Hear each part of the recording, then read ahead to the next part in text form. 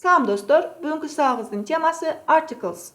Англис тилинин грамматикасында article'дар эң кыйын бөлүгү деп айтсак болот. Алар сүйлөмдө өзүнөн кийин келүүчү зататоочу тууралуу маалымат бергендиктен, аларды орунсуз колдонсок, биздин сүйлөмүбүз туура эмес же түшүнүксүз болуп калуусу мүмкүн. Андыктан бүгүнкү сабакта article'дарды эң жөнөкөй тил менен түшүндүрүүгө аракет кылалы.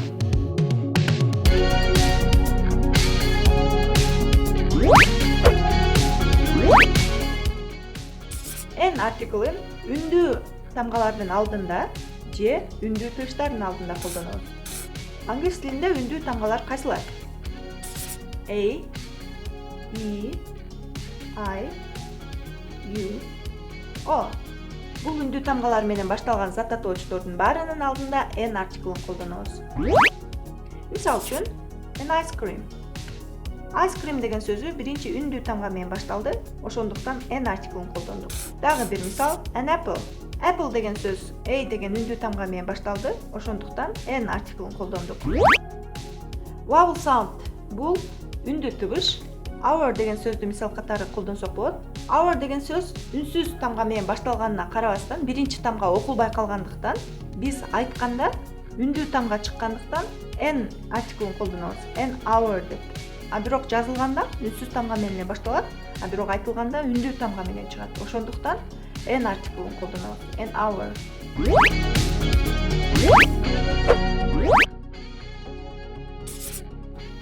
Article. Калган бардык зататоочтор үчүн колдонулат. Мисал үчүн, I'd like a cake. Мен торт каалаймын. Мага кандай торт экени маанилүү эмес, эч кандай өзгөчөлүгү жок, катардагы бир торт. Дүйнөдө канча торт болсо, ошолордун катарында бир торт. I'd like a cake.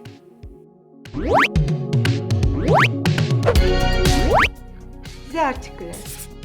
Article'нын карама-каршысы. Бул учурда сиз тандаган, сиз үчүн өзгөчө болгон зататоочу тууралуу сөз болуп жатканда the article'ын колдонобуз. Мисал үчүн, биз сүйлөм түздүк. I'd like a cake деп article'ын колдондук. Ошол эле учурда биз I'd like the cake деп айтсак болот. Бирок сүйлөмүбүздүн мааниси таптакыр өзгөрөт. The article'ын колдонгонубузда биз өзүбүз тандаган, биз үчүн өзгөчө торт жөнүндө айтып жаткан болобуз. Мисал үчүн, бул жакта ванильный, творожный, шоколадный торттор болушу мүмкүн. Ошолордун арасынан бизге творожный торт жакты. Биз ошол творожный тортту тандадык жана биз дайым творожный тортту сүйүп жейбиз. Ошондуктан the cake деп айтабыз. I'd like the cake. The article'ын да кайсы учурда колдонобуз? Бир эле зататоочу тууралуу экинчи жолу сөз кылып жатканыбызда. Мисал үчүн, I bought some fruit. Мен бул сүйлөмдө фрукту жөнүндө сөз кылып атам, зататооч. Экинчи сүйлөмдө кайра сөз кылам.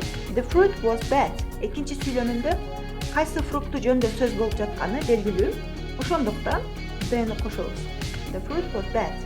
Кийинки учур, сүйлөөчү жана угуучу же болбосо диалогдун тарапташтары кайсыл зататоочу жөнүндө сөз болуп жатканын экөө тең билген учурда. Мисал үчүн, мен жана менин досум бир эле мектепке барабыз. Экөөбүз мектеп жөнүндө сөз кылганда кайсы мектепти сүйлөшкөнүбүз белгилүү. Ошондуктан the school деп айтабыз. Мисал үчүн, мен досума айтышым мүмкүн. Oh no, I left my book at the school. At the school деп айттык. Анткени экөөбүз бир эле мектепти сүйлөшүп жатабыз. Ошондуктан the article'ын колдонобуз. 1% өлкөлөрдүн аталышында the article'ын колдонобуз.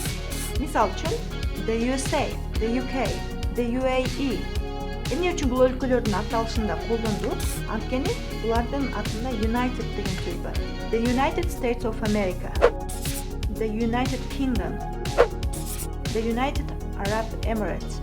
Бул өлкөлөрдүн аталышы биринчиден United деген сөз болгондугу үчүн, экинчиден бир жана андан көп сөздөн тургандыгы үчүн жөнөкөй өлкөлөрдүн аталышында колдонбойбуз. Мисал үчүн, the Japan, the Кыргызстан деп эч качан айтпайбыз.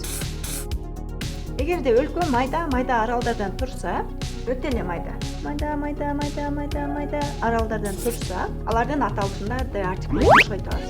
Мисал үчүн, the Philippines, the West Indies, the Canary Islands. Булар аябай көп майда аралдар биригип бир мамлекетти түзгөндүктөн the Canary Islands, the West Indies, the Philippines деп the article'ын кошуп айтабыз. Достор, сабагыбыз соңуна келип жетти. Эгерде түшүнбөгөн сурооңуздар болсо, комментарийде калтырыңыздар. Кийинки сабакта көрүшкөнгө чейин, бай бай.